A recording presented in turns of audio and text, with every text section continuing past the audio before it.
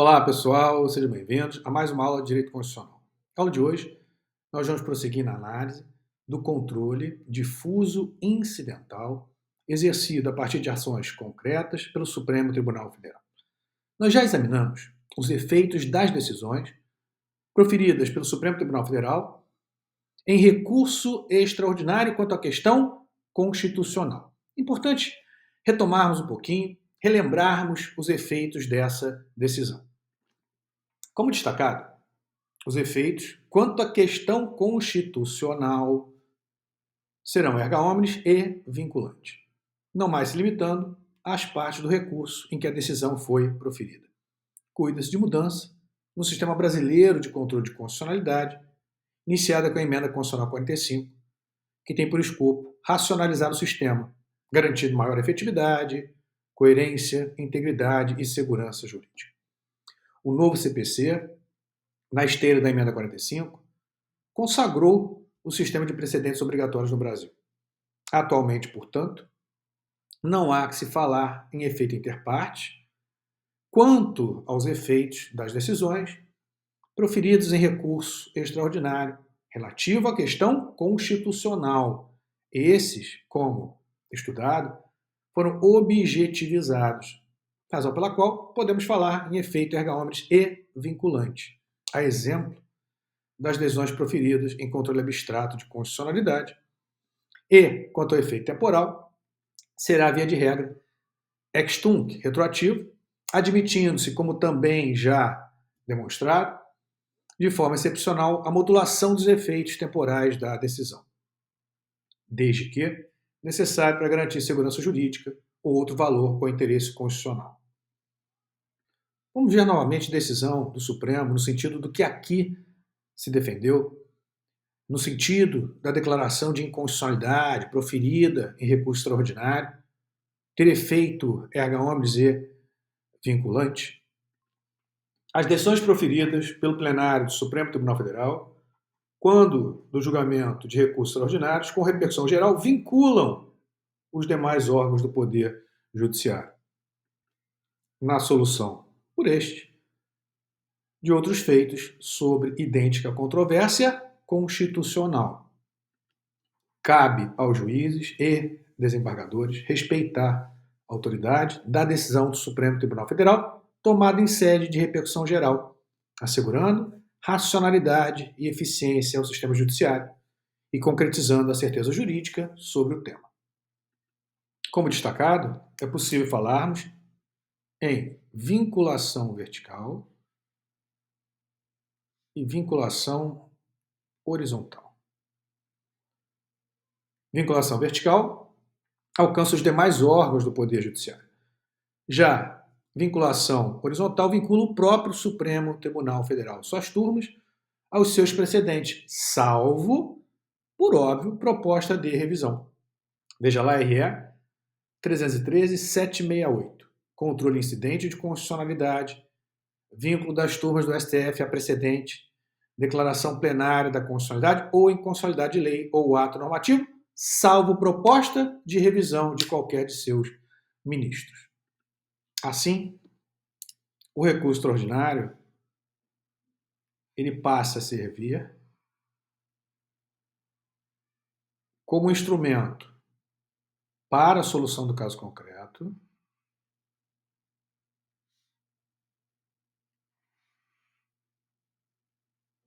mas não apenas isso. E também para definição do precedente obrigatório sobre a questão constitucional nele versada. Significa, então, que a decisão quanto à questão constitucional ela terá, sim, efeito erga omnes e vinculante. Vinculação tanto vertical como vinculação horizontal. Visto as decisões e os efeitos das decisões proferidas em sede de recurso extraordinário quanto à questão constitucional, é bom destacar que o STF não exerce controle incidental apenas em recurso extraordinário. O STF pode exercer controle incidental, por exemplo, em uma ação concreta originária do Supremo Tribunal Federal. Em um HC, por exemplo, originário do Supremo Tribunal Federal.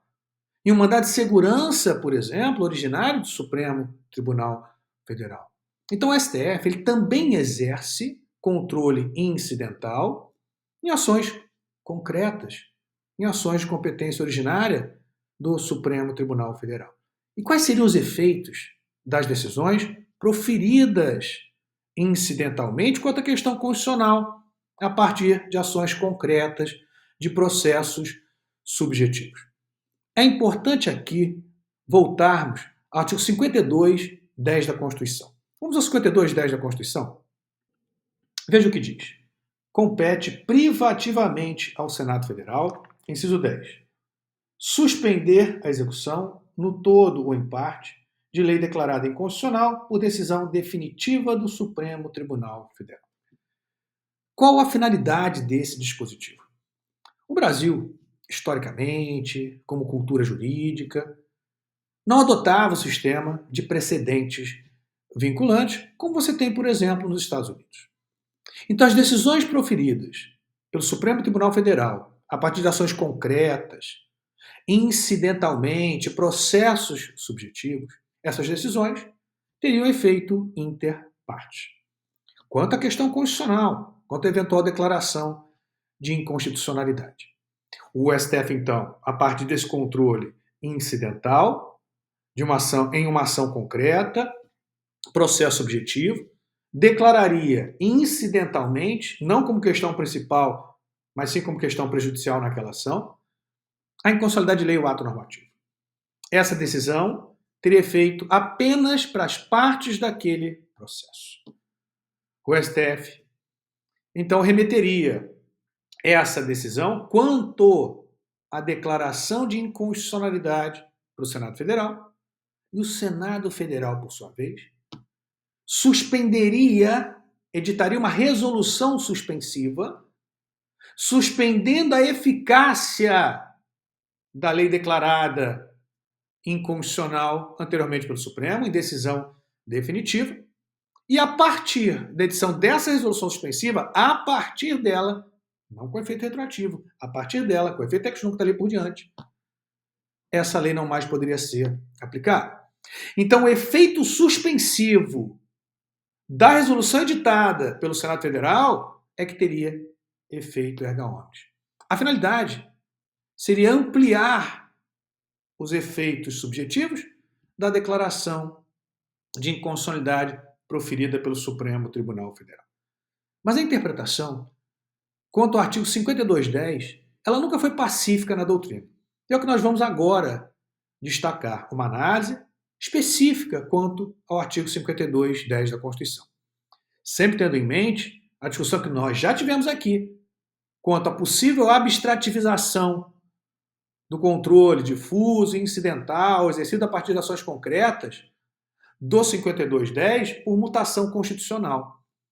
Destaquei para os senhores que não houve na reclamação 4335 a decisão do Supremo no sentido da mutação constitucional 52(10. O STF não decidiu isso na referida reclamação. Também destaquei que no caso do amianto não seria hipótese de mutação constitucional do 52(10, pois o 52(10 não teria aplicação.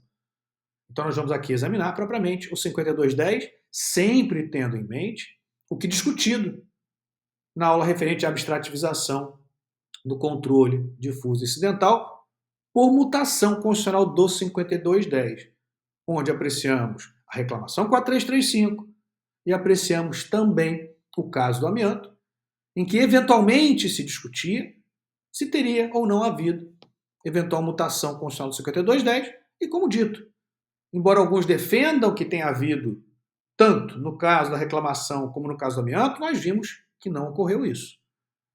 Não ocorreu, seja no caso do amianto, seja no caso da reclamação 4335. Então vamos à análise propriamente do 52(10, tendo em mente o que aqui já é discutido quanto à suposta abstrativização por mutação constitucional, tá? Não esquecendo que o recurso extraordinário foi objetivado, foi abstrativizado, mas já discutimos.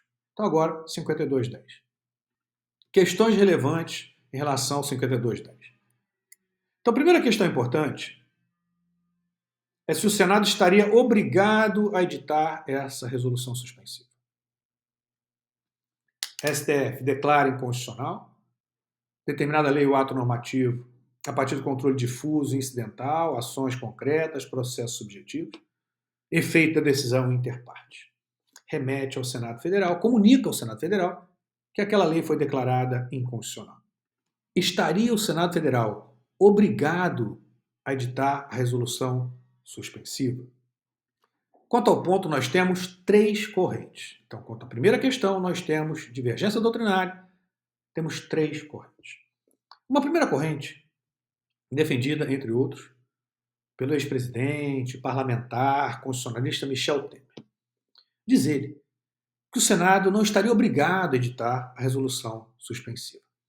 Não estaria obrigado, primeiramente, tendo em conta a relação de independência entre os poderes do Estado. Então, a decisão do STF, proferida no exercício de sua função jurisdicional, não poderia obrigar o Senado Federal a editar eventual resolução suspensiva. Trata-se de ato discricionário, político discricionário do Senado Federal. E ainda dizia essa primeira corrente que não há que se falar em vinculação porque você não tem sanção pelo descumprimento. Então, se o Senado, por exemplo, diz, cruza os braços, não vou suspender, o que o STF poderia fazer? Sancionar o Senado? Não. Se não tem sanção pelo descumprimento, não posso falar de vinculação. Então, o ato seria discricionário. O Senado, em juízo político, decidiria. Edita a resolução suspensiva, suspendendo a eficácia do ato. Consequentemente, ampliando os efeitos subjetivos daquela declaração de inconstitucionalidade proferida pelo Supremo, que até então tinha efeito inter partes, ou não suspendo. E se eu não suspendo, o ato continua eficaz, podendo ser aplicado, pois a decisão do Supremo teria efeito meramente inter partes. Então essa é a primeira corrente. Para a primeira corrente, a edição da resolução suspensiva seria ato discricionário. Já uma segunda corrente, defendida há muito tempo, ainda na vigência da Constituição anterior, e atualmente pelo ministro Gilmar Mendes do Supremo. Então, na vigência da Constituição anterior, defendida por Lúcio Bittencourt, e atualmente pelo ministro do Supremo Tribunal Federal, Gilmar Mendes, trata-se de ato vinculado. A finalidade seria simplesmente dar maior publicidade àquela decisão do Supremo Tribunal Federal. E sim, antes da própria ideia de abstrativização, ampliar os efeitos subjetivos da declaração de inconstitucionalidade, mas não exercer nenhum juízo. Logo, se o STF declarou inconstitucional, o ato é inconstitucional. Você tem aqui uma mera formalidade, cabendo ao Senado editar a resolução suspensiva, ampliando os efeitos da declaração de inconstitucionalidade do Supremo, que até então tinha efeito inter partes, e agora, a partir da edição da resolução suspensiva, teria efeito erga omnes. Não caberia ao Senado fazer qualquer juízo. Porque a partir do momento em que o Senado pudesse optar por não editar a resolução suspensiva, é como se ele entendesse que o ato é inconstitucional, que o ato é constitucional, desculpe, embora o STF já tivesse declarado inconstitucional.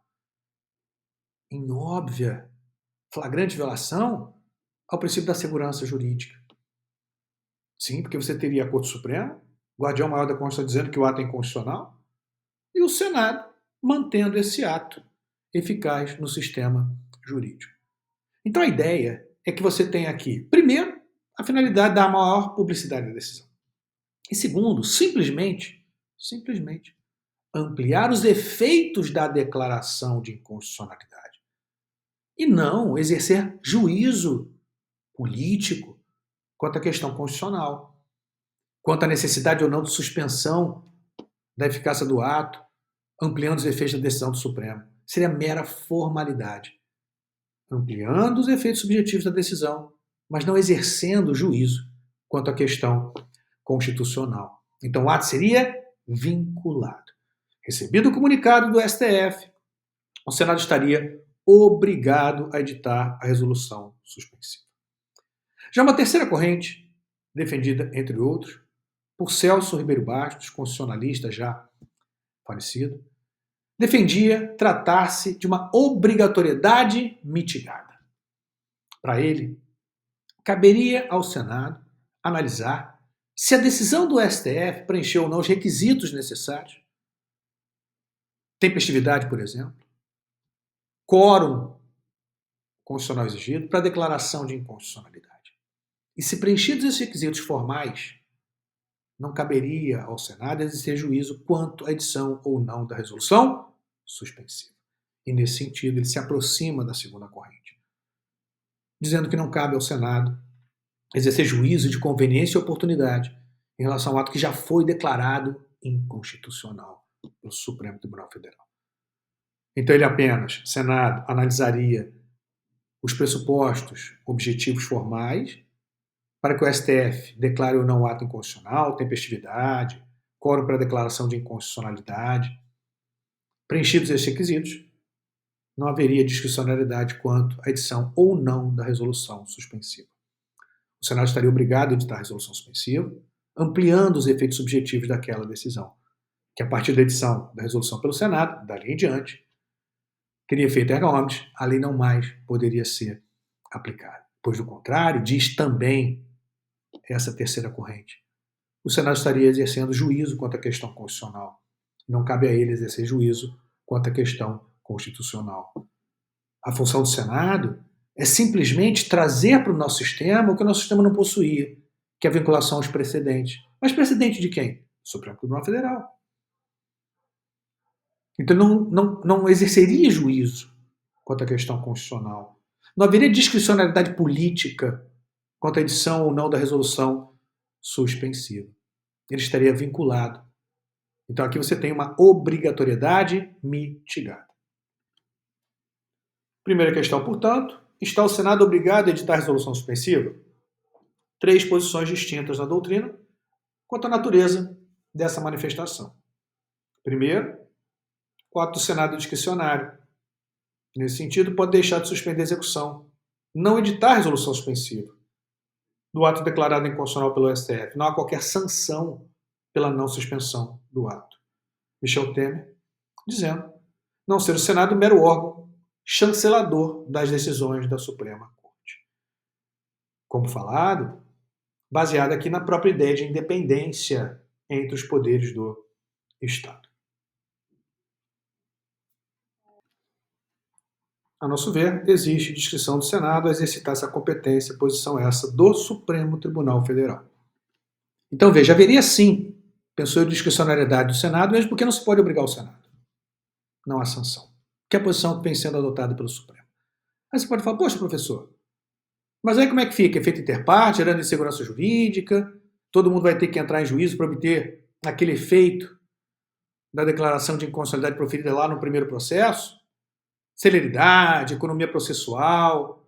Não seria isso absolutamente contraproducente? Contrário à ideia de economia processual, de celeridade, de segurança jurídica? E eu respondo que hoje o STF possui outros instrumentos caso o Senado se recuse a editar a resolução suspensiva. Caso ele não edite a resolução suspensiva. Pode o STF, por exemplo, editar uma súmula vinculante. E a súmula vinculante, ela já indica que você tem uma série de decisões proferidas no mesmo sentido. Veja lá o artigo 103-A da Constituição. 103-A.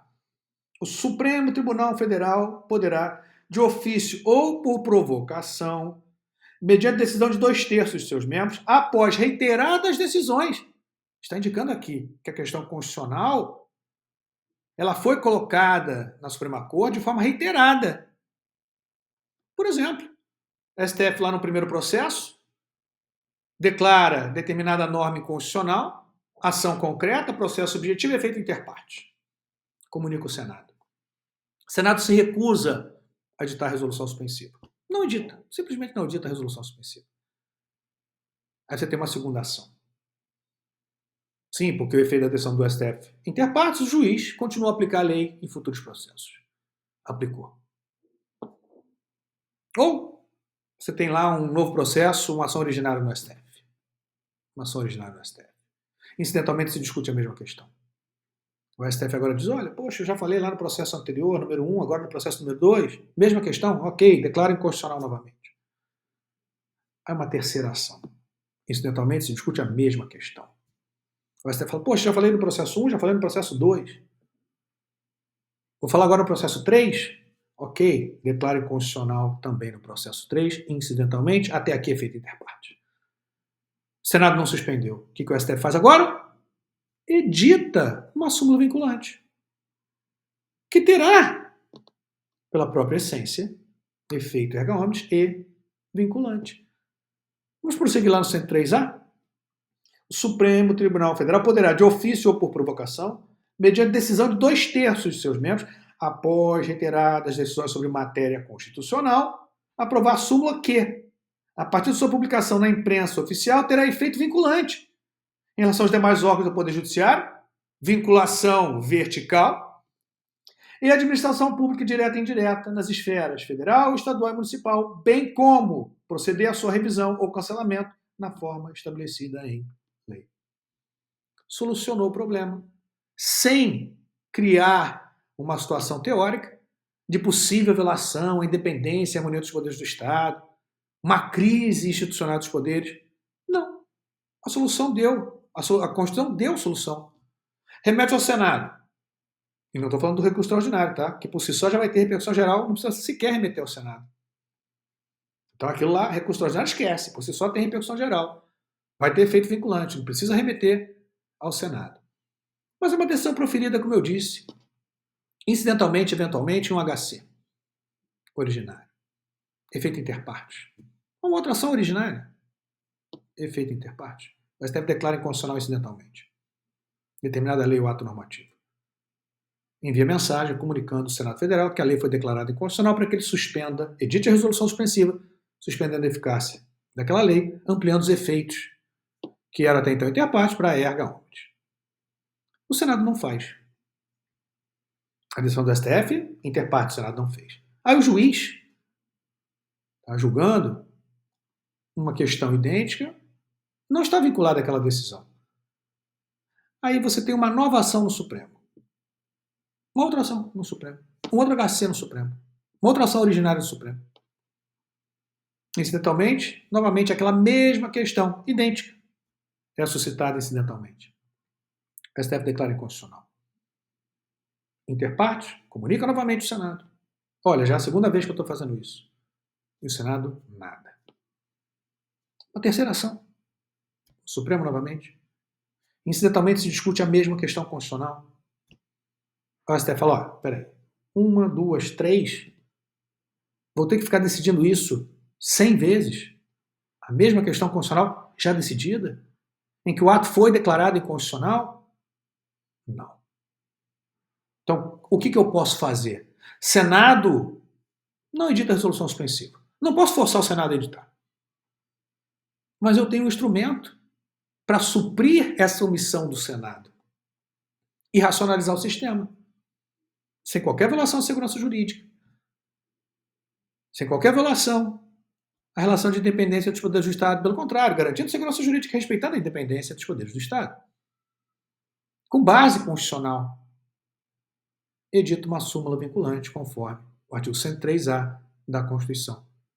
Agora, editada a súmula vinculante, se você tiver qualquer decisão futura que eventualmente descumpra aquela súmula vinculante, reclamação ao Supremo Tribunal Federal, vinculando inclusive a administração pública, direta e indireta, dispensando manifestação do Senado Federal, resolvido o problema, sem crise institucional, sem possível violação à ideia de separação de poderes, sem que se fale que o Senado se transforme em mero chancelador das decisões do Supremo, com instrumento constitucionalmente previsto, que vai garantir segurança jurídica, celeridade, economia processual. Então eu estou com a primeira corrente, porque eu entendo que existe hoje solução. Embora antes da súmula vinculante não existisse essa solução, mas hoje existe a súmula vinculante. Então você tem uma solução. E eu não preciso criar malabarismos hermenêuticos de mutação constitucional do 5210. Então não houve mutação constitucional. O efeito interparte, comuniquei ao Senado, o Senado não fez, ok, súmula vinculante, resolvido o problema. Não houve mutação constitucional de nada, respeitada a Constituição, utilizados os instrumentos previstos na própria Constituição. Não há que se falar em crise institucional, não há que se falar em diminuição do papel do Senado. E o STF estaria cumprindo no que estabelecido na própria Constituição. Já a segunda corrente, como dito, ato vinculado. Essa era a posição de Lúcio Bittencourt, pois haveria na espécie ato complexo, sendo o ato do Senado vinculado ao ato do STF, cabendo apenas estender os efeitos da decisão. Ou ainda em pensamento mais adiantado, tendo em conta ter sido retomado recentemente pelo ministro Gilmar Mendes, que entendia ter a resolução do Senado de efeito de tornar pública a decisão, a ideia de abstrativização, como dito, apenas levando ao conhecimento de todos que aquela norma foi declarada inconstitucional e que pode ser visto na decisão do TST de 87, primeira turma. Não há de que essa suspensão não é posta a critério do Senado, mas é imposta como obrigatória. Terceira corrente, obrigatoriedade mitigada, como já destacado. O Senado poderia analisar se estariam presentes os requisitos formais para a declaração de inconstitucionalidade. Estando presentes tais requisitos, estariam obrigados, ou estaria o Senado obrigado a editar resolução suspensiva. Prosseguindo nas indagações, vamos imaginar agora que o Senado edite a resolução suspensiva. Editou, suspendendo a eficácia daquele ato. Poderia o Senado, então, editar uma nova resolução revogando aquela resolução suspensiva anterior e, consequentemente, restabelecendo a vigência do ato suspenso pela primeira resolução suspensiva? Segunda indagação, a resolução suspensiva editada pelo Senado é passível de revogação? Aqui nós também temos divergência. Uma primeira corrente defende que, uma vez editada a resolução suspensiva, essa resolução suspensiva não pode ser revogada. E não pode por quê? Primeiramente, porque veja o que diz lá no 52.10. 52.10 estabelece, compete privativamente ao Senado, inciso 10, suspender a execução no todo empate de lei declarada inconstitucional por decisão definitiva do Supremo. Suspendeu já. Não cabe a ele restabelecer a execução de ato declarado inconstitucional. Restabelecer a eficácia de ato declarado inconstitucional. Apenas editar a resolução suspensiva. Suspender e não restabelecer. Não ressuscitar um ato declarado pelo Supremo nulo de pleno direito. Sim, porque adota-se no Brasil a teoria da nulidade dos atos inconstitucionais. Se o Supremo declarou o ato inconstitucional, nulo de pleno direito, esse ato não pode ser ressuscitado. Então, uma vez editada a resolução suspensiva, ela é irrevogável. Essa é a primeira corrente. Já uma segunda corrente defende que seria possível a revogação pelo Senado da resolução suspensiva até então editada, dizendo que o STF poderia mudar, alterar o seu entendimento. Não concordo com isso. Porque se o STF declarou inconstitucional, declarou nulo de pleno direito, ele não pode depois declarar esse ato constitucional. Não pode. Ele declarou o ato nulo. Se houver a edição de um novo ato idêntico, esse novo ato idêntico tem que passar por um novo processo, que é objeto de uma nova decisão do Supremo. E esse novo ato idêntico não é aquele alcançado pela resolução suspensiva. Então, eu discordo dessa segunda corrente, que entende possível revogação da resolução suspensiva, caso o STF, em futuros processos, declare o ato constitucional. Mas, como dito, Se você tem uma decisão do Pleno do Supremo Tribunal Federal, maioria absoluta, em que o ato foi declarado inconstitucional, ele é declarado nulo de pleno direito. Ele não pode vir, posteriormente, a ser declarado constitucional. Vamos às duas correntes? A resolução editada pelo Senado é passível de revogação? Como falado, duas correntes. Primeiro, orientação capitaneada pelo próprio Supremo, e penso eu correta, entende que, uma vez editada a resolução suspensiva, esta seria irrevogável, pois a competência do Senado se exaure com a edição da resolução suspensiva. Nesse sentido, José Celso de Mello Filho, pelas razões já indicadas. Já, segunda corrente, entende que, se a edição da resolução suspensiva é discricionária, é passível de revogação, visto que poderá haver alteração da jurisprudência na apreciação de outros casos concretos. Nesse sentido, José Horácio Meireles Teixeira. Prosseguindo nos questionamentos. Terceira questão. Qual a extensão da resolução suspensiva? E aqui, o problema envolve uma interpretação adequada do artigo 52.10. Olha o 52.10 novamente. Compete privativamente ao Senado Federal, e agora, muita atenção, suspender a execução no todo ou em parte, grife no todo ou em parte, de lei declarada inconstitucional por decisão definitiva do Supremo Tribunal Federal. E a questão agora é saber. Por exemplo, o STF declara inconstitucional toda a lei.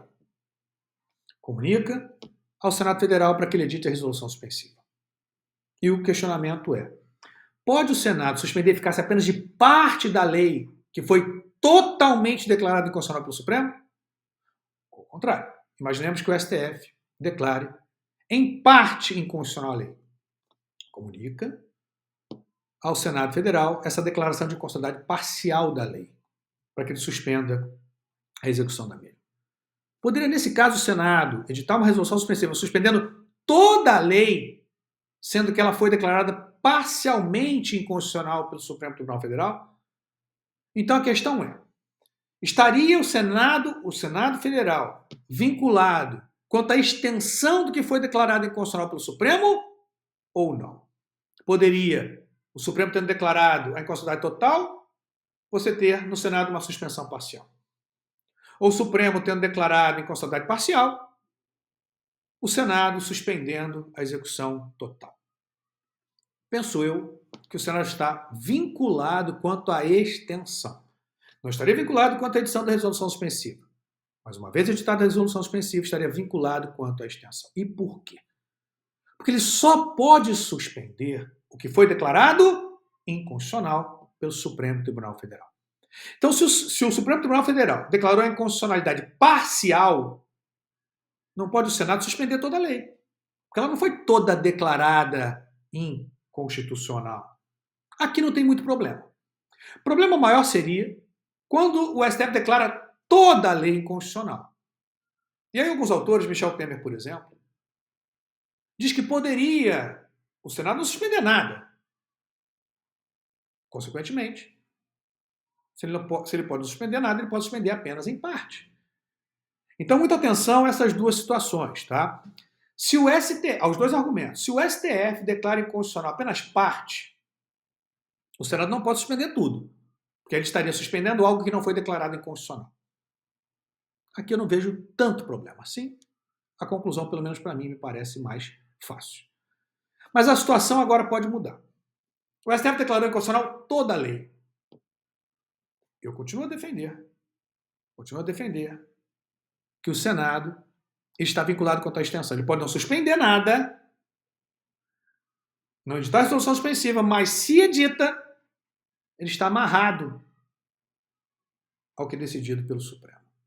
E se o Supremo declarou todo, ele tem que suspender todo. E qual é aqui o meu argumento? Nessa segunda hipótese. Se ele suspende, tá, apenas parte, sendo que tudo foi declarado inconstitucional, ele gera uma insegurança jurídica ainda maior. Pois agora, não só a norma permanece eficaz, pois a decisão do Supremo, lembrando o efeito interparte, Mas agora ela permanece eficaz em parte, sendo que o STF declarou inconstitucional toda. Olha a insegurança que você vai gerar. E vou além. Se o Senado faz isso, ele estaria exercendo controle de constitucionalidade. E não apenas discricionalidade quanto à edição da resolução suspensiva. Porque ele estaria dizendo, olha, o STF declarou inconstitucional tudo, mas eu acho que parte é constitucional. Então eu não vou suspender tudo, suspendo apenas parcialmente. Estaria exercendo controle de constitucionalidade. Então, embora os argumentos sejam um pouco diferentes nas hipóteses em que o STF declara parcial, negando a possibilidade do Senado suspender tudo, ou quando o STF declara total, mas também negando a possibilidade do Senado suspender parte, os argumentos são um pouco distintos. Me parece que o mais correto é entender, sim, que o Senado está vinculado quanto à extensão. Ele pode ser juízo quanto a não suspender. Agora, se ele suspende, tem que ser na mesma extensão do que decidido pelo Supremo Tribunal Federal, pois cabe a esse exercer controle de constitucionalidade. Não cabe ao Senado exercer juízo quanto à questão constitucional. Ele pode até exercer juízo de conveniência e oportunidade quanto à edição ou não da resolução suspensiva, mas não quanto ao que se suspende. Haveria uma usurpação aqui de função do Supremo Tribunal Federal. Também podemos trazer como argumento violação ao sistema de independência entre os poderes do Estado, entre a harmonia necessária. Haveria uma usurpação de função. Já uma segunda corrente, defendida pelo Michel Temer, traz um argumento mais simples. Se ele pode suspender tudo ou nada, pode suspender também em parte. Então, não estaria vinculado quanto à extensão. Vamos ver como essa questão ficou colocada? Qual a extensão da resolução suspensiva? Devemos analisar a expressão no todo empate prevista no 5210 da Constituição que nós fizemos. Pensamos que o Senado está vinculado ao que é decidido pelo STF, não podendo ir além ou ficar aquém. Está vinculado ao que é decidido pelo Supremo. Se o STF declarou inconstitucional somente parte do ato normativo, o Senado só poderá suspender a execução dessa parte. Não poderá ampliar o que é decidido pela Suprema Corte, pois estaria, como dito, usurpando competência do Supremo, suspendendo o que não foi declarado inconstitucional. E se o Supremo declarou a inconstitucionalidade de todo o ato normativo, não poderá o Senado suspender somente parte. Ou suspende todo o ato ou não suspende nada, porque também estaria, se o fizesse, exercendo controle de constitucionalidade, analisando a constitucionalidade da lei ou do ato normativo. E não é essa a função dele. A função é única e exclusivamente suspender ou não a execução do ato. Ok. Suspendendo a execução do ato, você vai suspender na mesma extensão do que declarado, do que decidido pelo Supremo Tribunal Federal.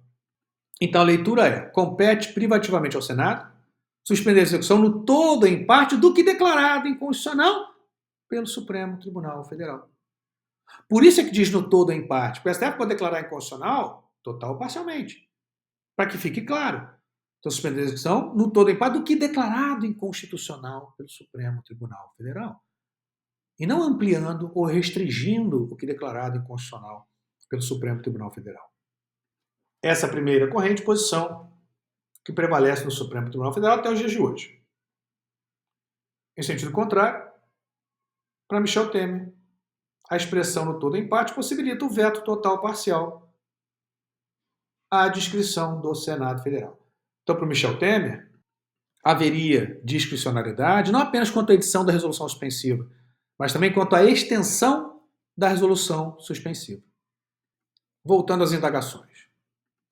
Questionamento 4. Quais os efeitos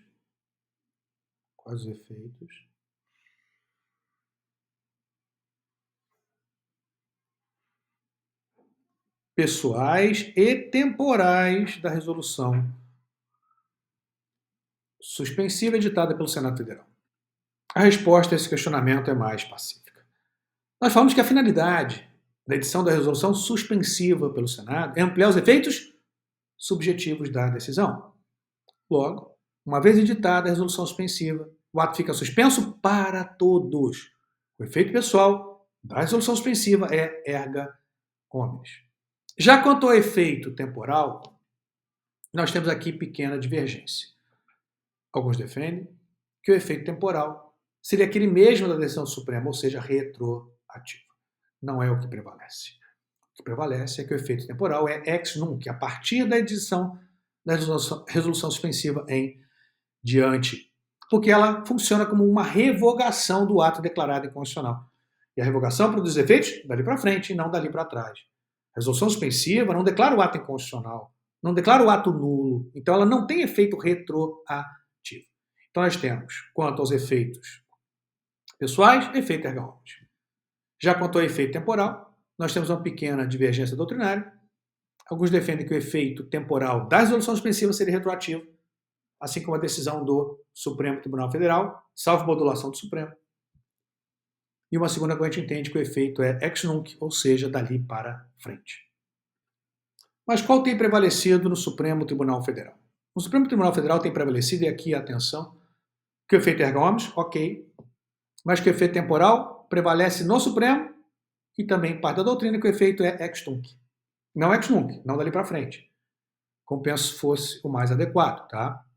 Mas no Supremo tem se entendido que o efeito é retroativo. O efeito temporal seria retroativo.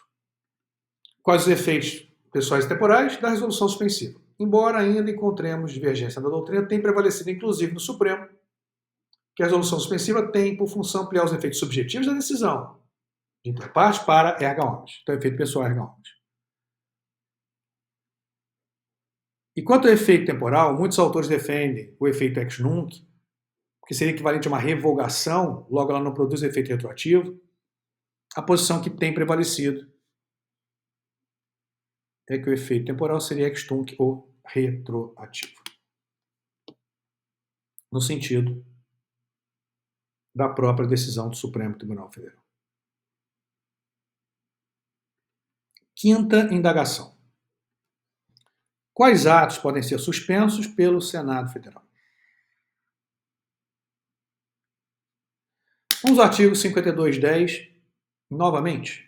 Compete privativamente ao Senado Federal suspender a execução no todo ou em parte de lei declarada inconstitucional por decisão definitiva do Supremo Tribunal Federal.